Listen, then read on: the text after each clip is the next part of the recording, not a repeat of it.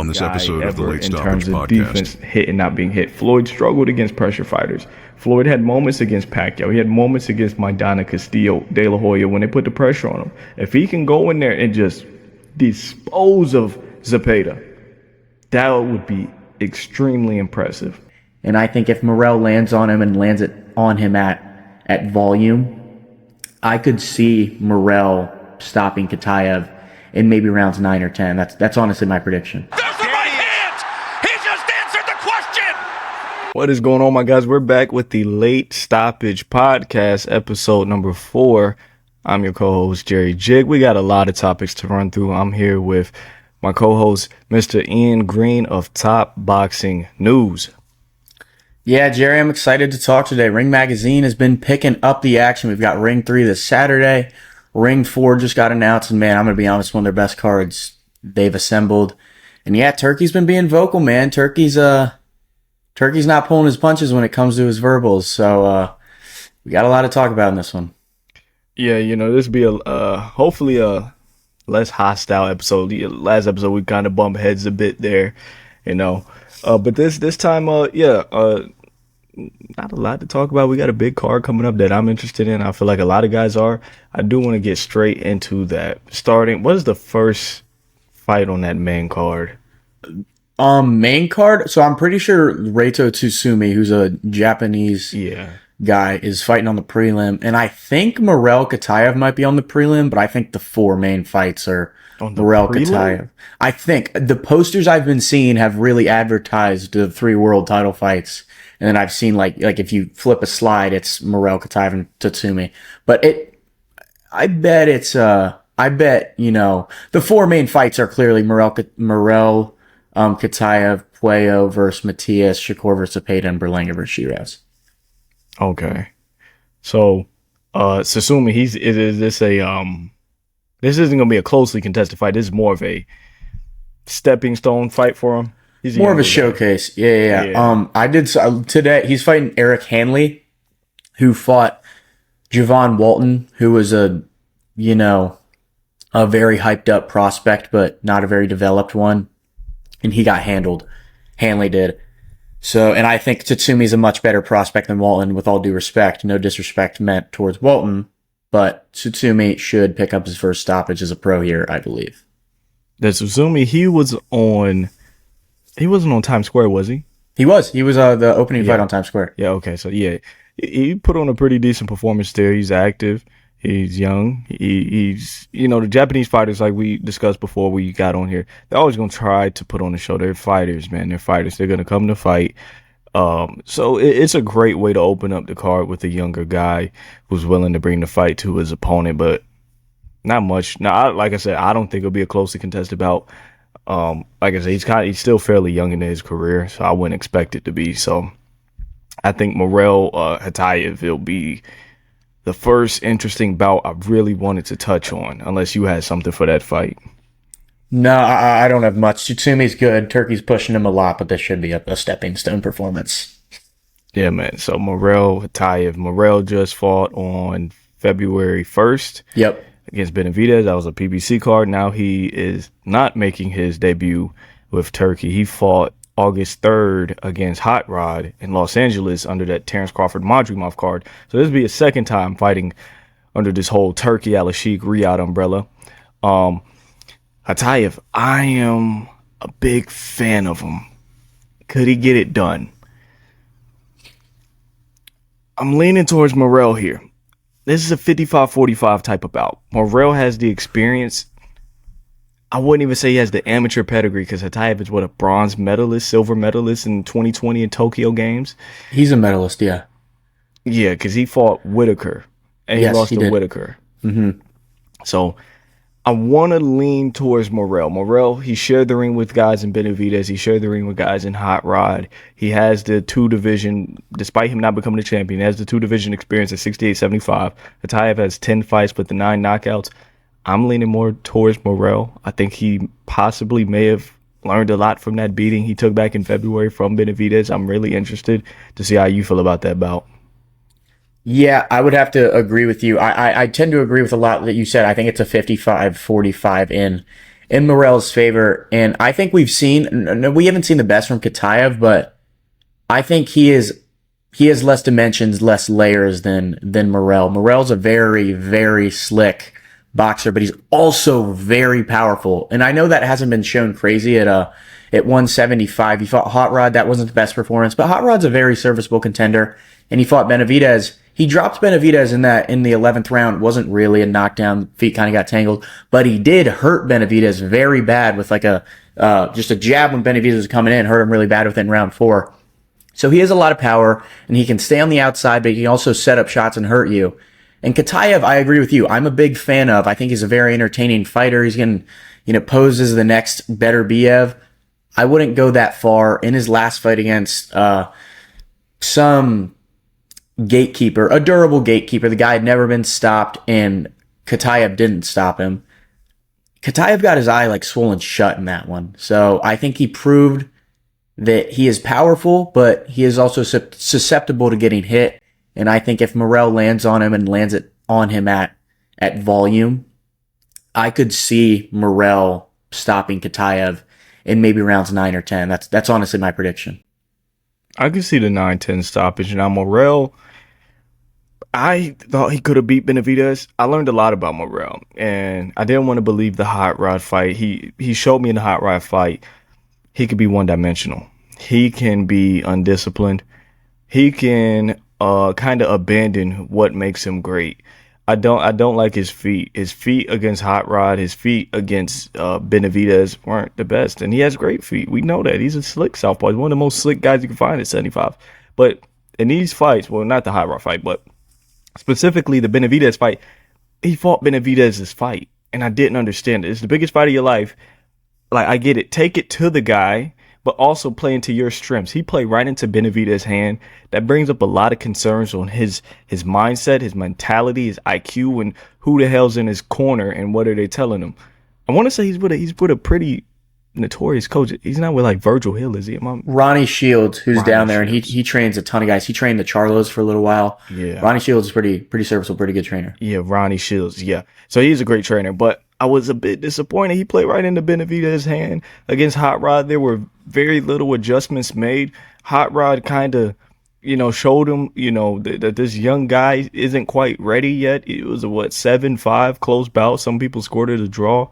He looked okay, but like you said, 9-10 stoppage. It could happen. I'm leaning towards the 8-4, 9-3 decision. He is explosive to an extent. He is very powerful. He's long. He has a great frame for 68 and especially 75. So I think Morrell's the best pick. I think it's the safe pick. Stoppage is a bit bold from you, and as a guy who typically has mild, calm takes, a stoppage is a bit bold, man. And I hear where you're coming from. And I guess Katayev's never really been hurt, but he's never been in there against a guy who's really going to test his chin. But I think I'm going off his last fight, just how easy he was to hit. That eye did get swollen shut. I mean, if that eye gets swollen shut again, they might stop the fight just off that. But, and again, I'm a huge fan of Katayev. I think he's a very entertaining fighter. He's a very powerful fighter. But again, I think he's one-dimensional. That one dimension is very strong. And you just touched on, Morrell played very into Benavidez's hand. And I think if Morrell, fights Katayev's fight, it's a 50-50 fight. It's a barn burner. Maybe even 55-45 in Katayev's favor if they, fight on the inside. But Morrell has very good feet. Benavidez doesn't have great feet. He's a great fighter, but he doesn't have great feet. Morrell didn't use his feet, like you just touched on. I think, hopefully, Morrell has learned that he needs to use his assets more and use his strengths. And I could just see him, my reason for the stoppage is I could see him, stay on the outside. I think he'll land the jab at will against Katayev. And I could see him, maybe closing up the eye and maybe just, setting up some really good shots that could land a finish. But a decision is also viable. And I don't want to completely count out Katayev. Katayev is a very powerful puncher. The guy he just fought had never been stopped, but Katayev did drop him pretty hard. So Katayev has a real chance in this fight, and this is a sleeper fight. When this got made, man, this is two boogeymen of the division just going up. You don't see these type of fights often, and this one's going to be a real treat for the fans. This could definitely steal the night. I'm interested. First, I want to tip my hat to Morrell to go from 68 up to 75. You take on Hot Rod. I'm pretty sure that was his debut. Mm-hmm. You take on David, who is David Benavidez, and then you jump straight into rank number 10, number 9 in the Ring magazine. Yep. Atayev, like, where does he go if he loses, or better yet, if he's stopped? It's like, damn, you probably got to take him out of the top 10, and then from there, man, your goal of becoming world champion is further than ever at that point. Like, this is a really ballsy fight. It's a really ballsy business decision, coming off the beating he just took straight into a guy who has a 90% KO rate, who's also ranked top 10 in the division. His early career, I'm not going to say his entire career, but his early career could be at jeopardy here. He could never see the world title with a loss, especially a bad one right here. I want to know how you feel about that. Yeah, I mean, a loss for David Morrell here really spells a questionable future. My whole thing with Morrell that I've kind of questioned for a while is he a 175er? We knew for the longest time he was chasing Benavidez, and he only made the move to 175 once Benavidez did. So I kind of question, and at 168, Morrell had lights out power. He knocked out a guy and put him in a coma for 2 weeks. He was knocking out everybody. He was knocking out everybody early. And when he moved, I know he did take a step up in class when he moved up to 175 as well. Hot Rod, he'd never fought someone on the level of Hot Rod before, and obviously David Benavidez. I'm wondering if he is really a true 175er, or if he was just chasing Benavidez and he eventually got that fight, but you fought Benavidez now. You know, that fight has happened and it's done with. I doubt, I don't see a high likelihood for a rematch of that in the future. So I'm wondering if 175, now he was a big 168, but I never really heard about him struggling to make the weight or any of that. So I'm wondering if he really has built his body into a 175er, or if he's a 168er who moved up to 175 to chase David Benavidez, is now just kind of hanging out there because he doesn't mind not cutting all that extra weight. And if that's the case, if he's not a true 175er and he gets cracked on the chin by Imam Katayev, it could be done, because something I will say is Benavidez was at 168 and he moved up and was landing shots on Morrell. Morrell took him well, but Katayev's been at 175 and he's been knocking guys out at 175. So I think there is a lot more danger in the hands of Katayev than there was Benavidez. And touching back on your point, if Katayev is to win this fight and Morrell loses, I think he without a doubt falls out of the top 10 because you're losing to the number ranked 10 guy at that point. And man, I would, if Morrell loses this fight, and especially by stoppage, I would explore a move back down to 168, definitely. And yeah, I'd say this fight is a much more must win for Morrell than it is Katayev. Absolutely. Moving to 68, it opens up an entire just rabbit hole of potential fights. I wouldn't mind seeing him take on Berlanga Shiraz, the loser. I mean, if he loses this fight, I hate to be the guy to not push these fighters, but he has to take a step away from these top 10, top 5 guys. He's got to take a step down in level if he loses. Yeah, just to build himself back up, just to keep fans invested. Like, I think he could handle Shiraz Berlanga quite accordingly, but you don't want to, mess around and lose 3 in a row at this level. Like, these guys aren't low level, but for what Morrell was being hyped up to be, like, I've heard plenty of Cuban coaches say he's just the golden boy, the chosen one of Cuba. He's the best Cuban boxer they've seen for the standard he was supposed to be at by now. 3 losses in a row to these caliber of opponents would just spell straight disaster, man. I gotta be honest. So a loss to Atayev, yeah, I would like to see him move back down more than likely. Like you said, you got the Benavidez fight. You accomplished that. Didn't go your way. Go to 68. Look outside the top 10. Look outside the top 15, man. I got to be honest with you.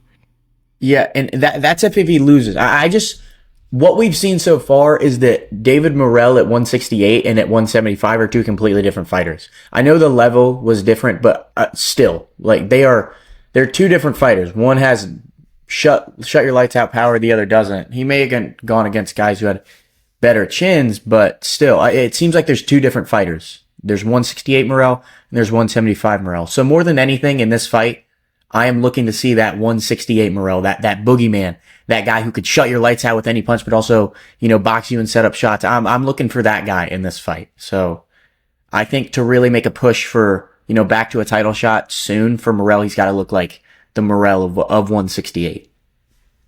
Yeah, I agree, man. Morrell, a lot of interesting things going on with him outside of the matchup. Like we touched on, just the whole the future, near future, distant future of his career. It's really interesting. What about my guy Hatayev? I mean, what a victory will probably push him into the 5, maybe behind Callum Smith, putting him 5, maybe even above him. Honestly, if he's able to go in there, stop him, and look better than Benavidez, maybe he goes above Callum Smith, depending on what Callum Smith does this year. What matchups would you make for the future with him if he's able to pull it off? Katayev? Yeah.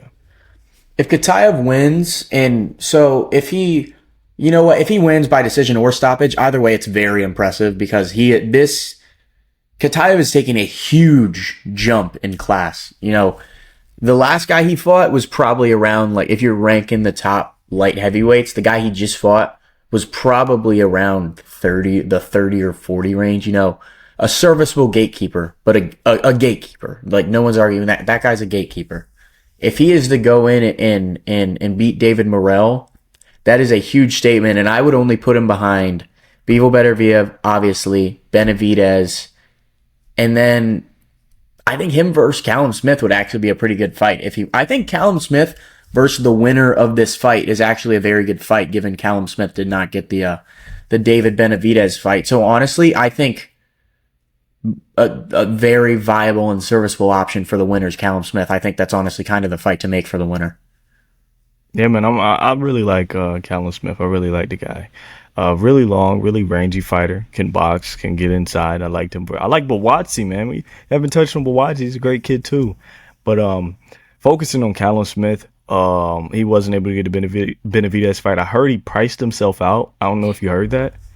I did not hear that, but that's disappointing, man. Callum Smith deserved that fight with a win. No offense to Anthony Yard, like they're both great fighters, but Yard was coming off that lackluster performance, a win, but a lackluster win against Lyndon Arthur, who he'd already beat, and Callum Smith was he didn't dominate him. It was a great fight, but Callum Smith clearly won a fight against Joshua Buatsi, who himself was on a tear. So it's disappointing to see Callum Smith not get this fight, definitely, and hear that he priced himself out. Oh man, I saw a clip. He was doing an interview like a week ago, and he said right before the Benavidez Yard fight got announced, he was like, yeah, like it's my dream to fight in Las Vegas, and I think that would be a perfect opportunity. So it really is a bummer to see this one slip through the cracks. Where the hell did he fight Canelo? I don't know if that was in Vegas or not, but that was in quarantine. That was like prime COVID. There was no crowd. No, okay. So it's not. It might have been in Vegas, but it's really not Vegas. I get it. Yeah. He's a good guy. He's a great fighter. He has 2 losses, obviously, to some of the greatest in their respective divisions at this point. So just Callum Smith is one of my favorite fighters to just throw in the mix of any division. Like, more than likely, he can't beat Benavidez, Bivol, or Beterbiev, but he already lost to Beterbiev. But a really interesting guy who's going to go in there. He's going to give it a good fight. He's going to have a lot of great moments. And if you don't have a good camp, if you don't show up on your best, Callum Smith could knock you off, man. I love that guy. He's a great fighter. But winner of this fight should probably get Mr. Callum Smith. I think that'd be the best option for those guys at 175. Yeah, definitely agree. And touching on Callum Smith, that guy's got some of the scariest knockouts of anyone of this generation. Man. The knockout of Lenin Castillo, I watched that one live when Castillo was down on the floor and his legs were shaking. You can't even find that knockout on DAZN or Matchroom. They didn't even post that one on YouTube because of how brutal it was. And man, Callum Smith, before he went up against Canelo at 168 was, man, if you don't know, go look up on YouTube Callum Smith knockouts. Watch the rest of the podcast. Then go look up Callum Smith knockouts. And man, that guy's got some scary knockouts. So yeah, that's why he's good in these fights, because you can never count him out, because he can end it with one shot. Callum Smith and he seems like a great guy too. He's got the brother Liam Smith. Callum Smith seems like a great guy. And if you're not 100% on the night, he can put your lights out like that. So. Yeah, I think he had great moments against Beterbiev as well. Like I said, I like Callum. Everybody likes Callum Smith. He's one of those guys everybody just likes, But the next fight on that card would be not Shakur. It would be Puello Matias. Man, Matias is coming off a stoppage, right? Gabriel Galaz Valenzuela. That was on the same night of Tank Roach, yeah. Stopped the guy in 7 or 8, shut his eye. So him and Tank fought the same night twice now, when he lost the title and did now. It's just weird. But Matias, man, interesting fighter. Puello hasn't fought since winning the title. When did he win that damn title? He won the title against Russell that was in 24.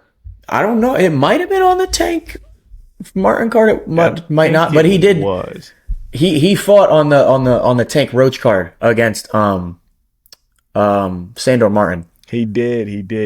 Okay, and picked up a close decision victory. Wasn't the most entertaining of fights. I watched that one live. These are two guys, not the highest on. I think both of these guys will probably be outside top 5 of 140, to be honest with you. With Keyshawn Davis throwing his hat in that ring, I think they both are outside the 5. But going to be a really interesting style clash. Puello and Matias are known to give it their all, step to each other, give us a great, show. Matias, I've realized Matias is just not a great boxer. That's what I went back and watched that Perro fight. The guy has such bad tendencies. Like, Ian, I don't know the last time you watched a Perro fight, but the guy has just the worst tendency to tap his gloves together. Every single time he resets, he must cross his feet, tap his gloves. I don't know. This is a fight where it's for the WBC world title, so it obviously is relevant. It matters in the world of boxing. But, man, it doesn't move me much. I think whoever grabs this title, or if Puello's able to defend it, retain the title, I think it's just, inevitable that he eventually drops it. Whether it's the Gary Antoine Russell rematch or whoever, Keyshawn Davis, I think whoever wins this drops the title very shortly. That's just me. Yeah, I think I was very high on Puello when he beat Russell. I thought that was like a fight of the year contender, but not just like because it was a barn burner. Like, that was a technical brawl, which I love. Those are my favorite type of fights. And I was very high on Puello after that fight. And then he fought Sandor Martin. And Sandor Martin's a hard guy to look good against. I get it. But, like, Puello arguably lost that fight. And it was not entertaining at all. So he was up here for me, and now he's back down here for me, sadly. And Matias is an interesting case because for a while people were like, yeah, this guy's the best at it. This guy's the best at 140. This guy's the boogeyman. No one wants to fight this guy. This guy would beat everybody. He's just too powerful. And then he lost to Perro, who Perro's a great fighter in his own right, but the way that fight played out, it was just you can't say it more clearly than the boogeyman got exposed. He showed power in that fight, but he's so one-dimensional. He just walks forward. Like, he expects no one to be able to take his power. He expects to just walk you down, just like tap the gloves, walk in like this, and he'll just get to you. And against a guy who is a great boxer and can hold that up for 12 rounds, it's just not going to work. And I do think Puello is the epitome of that. I think Puello is a guy who can be very disciplined and fight a technical, perfect 12-round fight, especially against a pressure guy like Matias. Matias is great and he's got a lot of power, but honestly, I could very well see Puello winning a wide decision in this fight. I think Matias is tough, but I think the way his power works is he's got to land a lot on you to get you out of there. He's got to break you down, and I don't think Puello's going to be there to be broken down. I think he's gonna land his shots and get in at the right moments and get out before Matias can land his stuff. And if I had to make my prediction, I think Puello takes a wide decision in this one. Another is just a bold day from you, man. Like I said, typically mild, more calm takes, but man, a wide decision. It's a 50-50 bout. I wouldn't be surprised which way it swings. You obviously feel a bit different. Against Perro, yeah, Perro's a great fighter, absolutely. But like you said, it's just the clashing of the gloves coming forward. It reminds me of a zombie, Just you push a zombie back, it's gonna just come at you slow. It's gonna, Matias isn't fast. His feet are not fast. His hands aren't that fast. He's not able to he's able to mix it up, but it's not to the point where it could really be overwhelming. He's going to overwhelm you with just sheer volume and power. It really is straightforward, two-dimensional, even one-dimensional if you want to go that far as it gets. I could see Puello, like, if anybody had to get dominated in this fight, it probably would be Matias. We seen Pero step to him. He stepped right into his chest, pushed him back all night, took his best shots, gave even better ones. So I'm not high on Matias neither, man. The whole boogeyman aura is just worn away. It's gone. He's another guy at 140. He's a damn good guy. You know, he's a great guy at 140, but he doesn't hold that whole boogeyman aura anymore. I'm gonna go Puello 8-4. I like Puello 8-4, man. What do you mean wide margin? Are we talking 9-3, 11-1? I don't know. I just like my thoughts on you just mentioned it. Matias can overwhelm people, but he has to be in the perfect position to overwhelm people. He can only overwhelm you from one position, and that's like in between inside and mid range. Like it's not quite at mid range, but it's not like fully on the inside. It's like right in that, like you know what I'm talking, like that range. Like he can overwhelm you from there, but on the outside, he is literally going to put his hands up and walk forward, like feet over each feet, just walk forward like he's walking on the sidewalk. Like he in Puello, oh my God, if, again, finish the podcast, go watch Callum Smith knockouts, and then go watch Alberto Puello versus Gary Russell. That was so, it seemed in Puello's last fight against Martin, he didn't look the best because Martin didn't, charge to him, didn't, come at him and give him something to land. Martin and Puello are very similar fighters where they can both stay on the outside and kind of outbox you and pick you apart. Russell came to Puello, and that's the best Puello's ever looked. And Matias is probably, like, if you had to bet on any guy coming straight forward the entire fight, Matias is the guy you're going to bet your money on every time because he is constantly going to walk forward. And I just think Puello has great feet and he has great shot selection. He has great timing. I think he will just be able to pick Matias apart when he's walking forward and then get right out of range. And man, I just see him just picking Matias apart, and as the fight goes on, I just see it getting worse and worse. I see a 9-3, 10-2 type of decision here. Yeah, Matias. Yeah, I do want to take it as far as saying one-dimensional. He's one of those guys we were speaking on Atayev, like he's one-dimensional. He's very good at that dimension, but it's so situational. It's an NBA player who, like, if he can get to that spot, is more than likely going to be cash money, but that's one spot on the floor is just so oddly specific, and that's Matias. Like you said, it's awkward. He's not a mid-range guy, but he's not in the phone booth. He's not on the inside. He's in between. He's transitioning, and that it kind of makes it easy to pivot away. It kind of makes it easy to poke at him and move and do what you do. And I can't emphasize enough on the one dimension. You push him back, the guy brain shuts off. He comes forward, he crosses his feet, like you said, walking on the sidewalk. He's a zombie fighter. He's entertaining. Can't take that away from him. He's a former world champion. He could be a two-time world champion at junior welterweight, but man, I think Puello 9-3, 10-2 would probably be the way. I could see an 8-4. I don't think there's any way Matias stops him, though. I'll be honest with you. Yeah, and a guy I'd like to compare this to is Joe Joyce. Joe Joyce was very one-dimensional. He's always been one-dimensional. But that one dimension was amazing. He knocked out Joseph Parker. Like, this guy was running through everybody. It looked like he was the next guy at heavyweight. And then that dimension got found out. He was never the same. And I worry that since Matias, that dimension's been found out, he's never going to be the same guy. I know he just is coming off a win, but that's against a guy who can't do the things that Liam Pero did and do the things that I believe Alberto Puello will do. I believe that this is the case with a lot of fighters who are one-dimensional. Once that dimension gets found out, you're never quite the same. And I think that dimension was figured out on June 15th of 2024 by Liam Pero.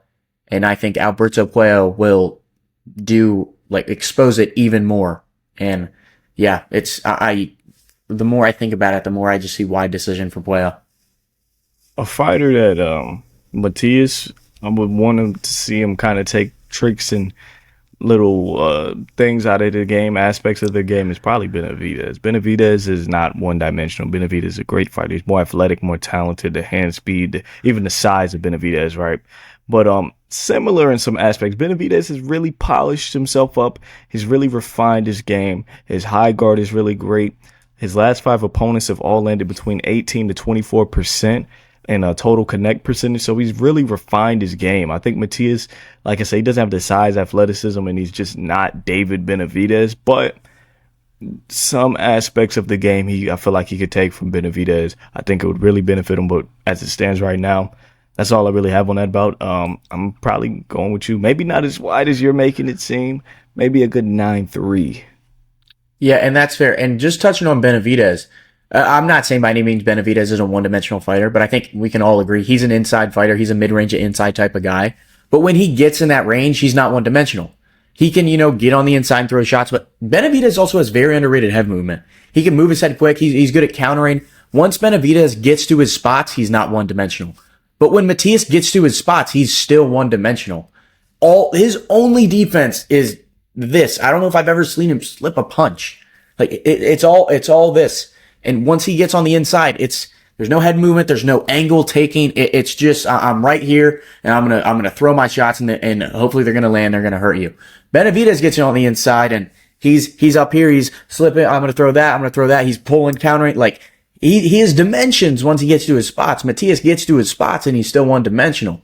So I just don't see anything working for Matias in this fight. I think Matias is great against a certain level, but once he reaches the world level, he gets neutralized. I agree, man. That's all I really have on that bout. Should be interesting. I can't wait for that one. Next one Shakur? I think technically it is, which I don't agree with. I have no idea why. Disrespectful. Berlanga, the king of New York, is the main event. But yeah, I guess technically Shakur is up next, yeah, which is crazy to me.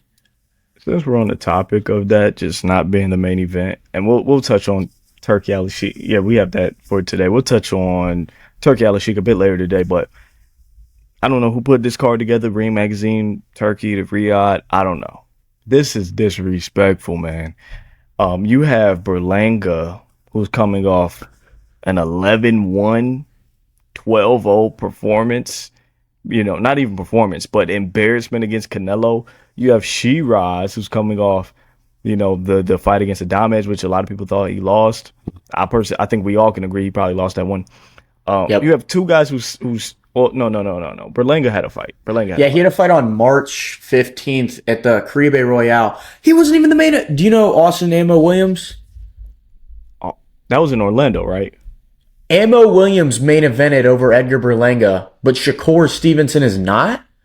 I'm sorry, that makes zero sense to me. But yeah, Berlanga's coming off a first-round knockout against a guy who was in prison for about 10 years and then made his triumphant return. And Berlanga knocked him out in one round. What a surprise. So, yeah, that was Berlanga's last performance. Disrespectful. Two guys whose stocks just cannot be lower than where they're at right now. I get it. Berlanga's from New York. Shakur's from New Jersey, right? I don't know the correlation between the two. A lot of New Yorkers probably watching this like, Jerry, man, that's just wrong. We just two different. Y'all the same people to me. New York, New Jersey. Shakur should be the damn main event. Yep. On to the stylistic clash it is bout. I think this fight is closer than what a lot of people are saying.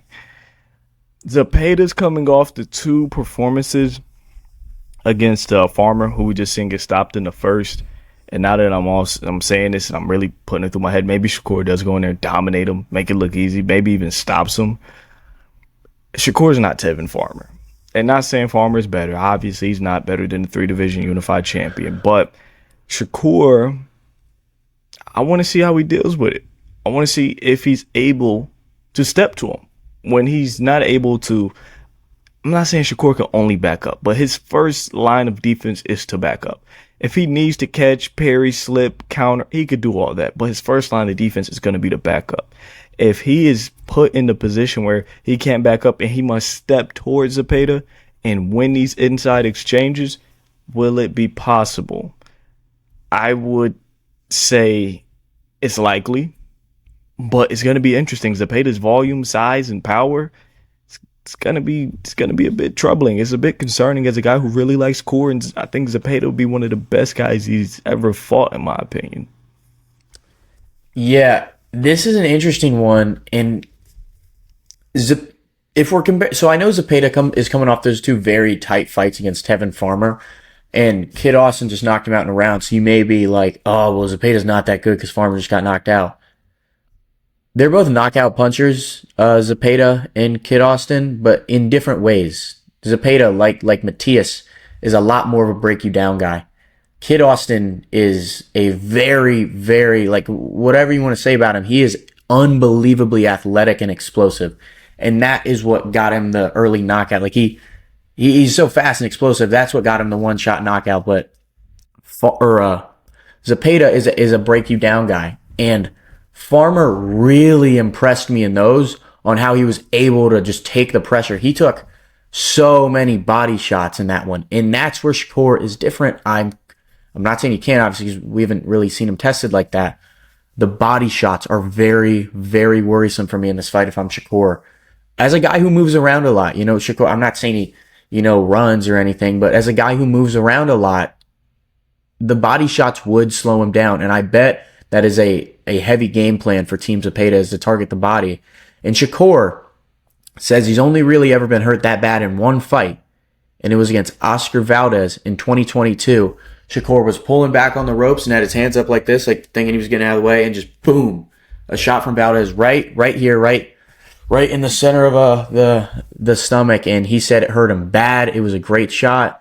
So Shakur has been hurt by a body shot before, and I think Zepeda is really going to test him durability-wise. I don't think Shakur's ever been in with a fighter who has applied nearly as much pressure as Zepeda is going to apply. And the thing I cannot get over is the hands of Shakur Stevenson. He's had constant issues with those hands. Feels like in every fight you see him be like, and shake his hand and wince it. And what he's going to have to do in this fight is throw a lot to keep Zepeda off him. The activity he's going to have to match the activity of Zepeda a little just to give him something to keep him off of him.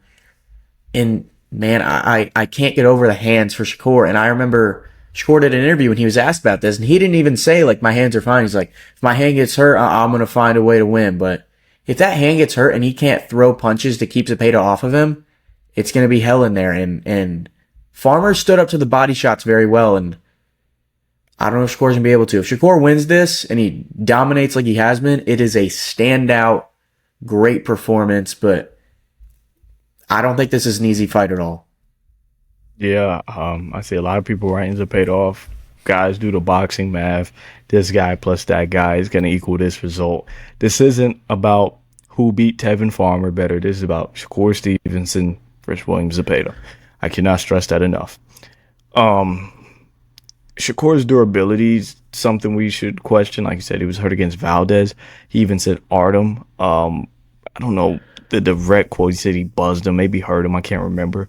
But Shakur's been open about being hurt and taking damage, and that kind of gives me this sort of confidence about him. Like, he doesn't really mind saying, okay, yeah, that shot hurt me. The guy is a defensive wizard. He's a technician. I hold him to a very high regard. Depending on how he disposes of Zepeda, I already have him in all-time great conversations, but we've seen guys in Floyd. Floyd's great. I think we can agree he's the number one guy ever in terms of defense, hit and not being hit. Floyd struggled against pressure fighters. Floyd had moments against Pacquiao. He had moments against Maidana Castillo, De La Hoya when they put the pressure on him. If he can go in there and just dispose of Zepeda, that would be extremely impressive, right? I think he should win this bout. It's very unlikely for Zepeda to win this bout. But if Shakur makes it look a way that Floyd couldn't make it look against Maidana Castillo, like I said, I'd be really impressed. Yeah, and talking about Shakur in all time, I think Shakur has the all-time ability. Like, I think the ability's there. I think the talent is without a doubt there. He just hasn't had the chance to prove it yet against a big fighter on a big stage. And I think this is the time.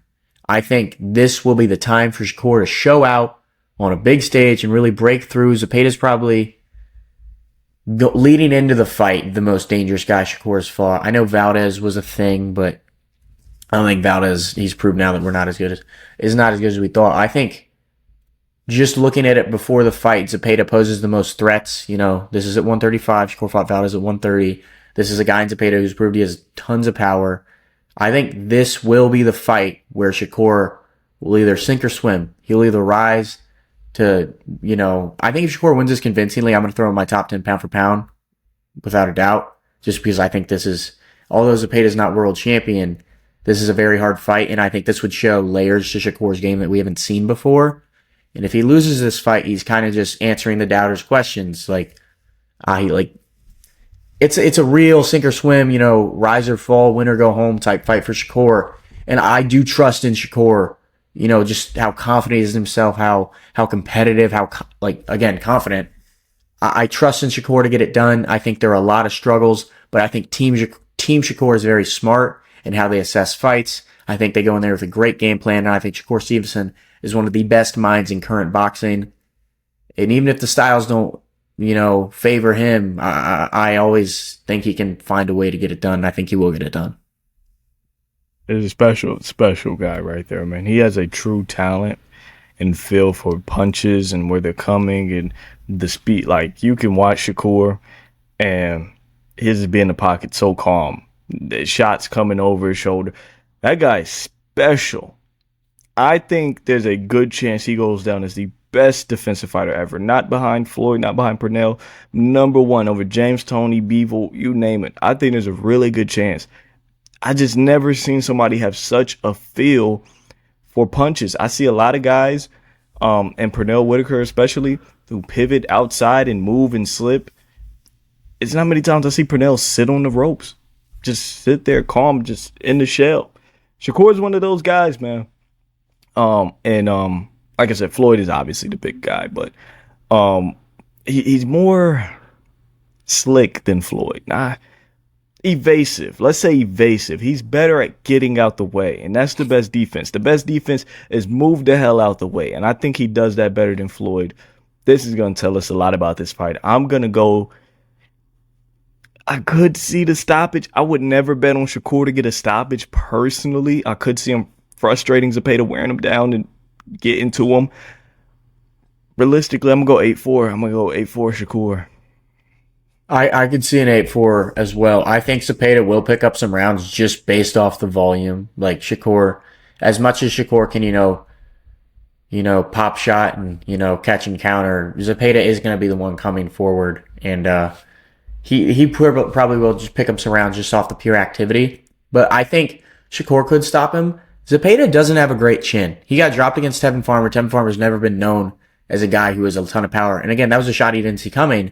But he's been dropped in earlier fights, and Zepeda has looked very good as of late. But there were some fights, when he was turning into a contender, when he was going from prospect to contender, there were some fights that, he really struggled in, and now he's going from contender to champion.